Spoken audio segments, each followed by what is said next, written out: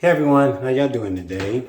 I've come to accept the fact that there are aspects of my personality that I would consider compulsive and obsessive.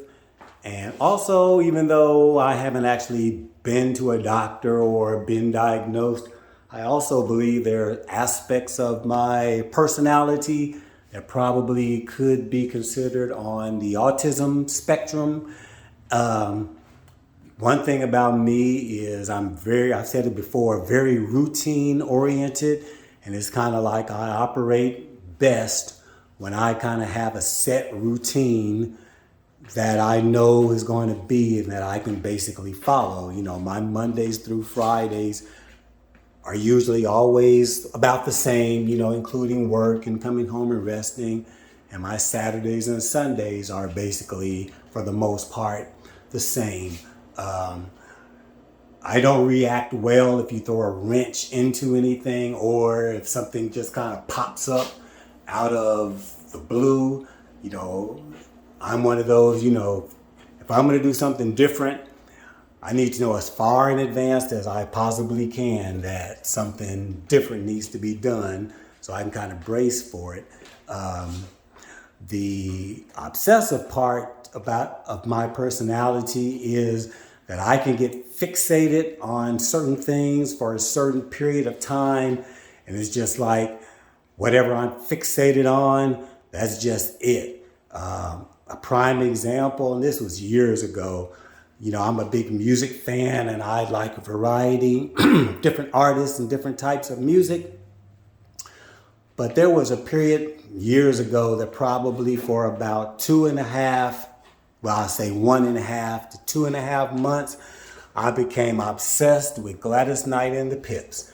And I meant if it wasn't a Gladys Knight and a Pip song, I did not listen to it for that period of time. And I'm the type of person who listens to music every day. There's usually not a day that goes by that I'm not listening to music in some form or another. And I don't know what set it off or why, but during that period of time, all I listened to was Gladys Knight and the Pips. Nobody else, no Supremes, no Natalie Cole, nobody.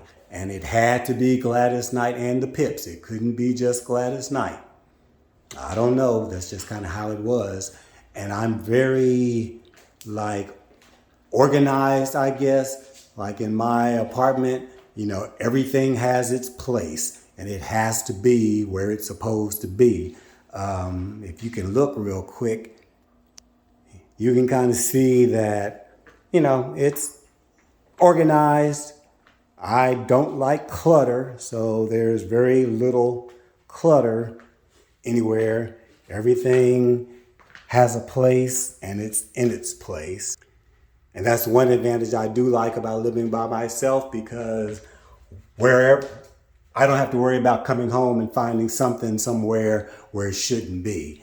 And when that did used to happen, it was almost like I was inconsolable. But I think those are just aspects of my personality. I feel that I'm compulsive as far as just things having to be a certain way, especially the older I get. That whole saying about you get old and you get set in your ways. I guess that's what they were talking about.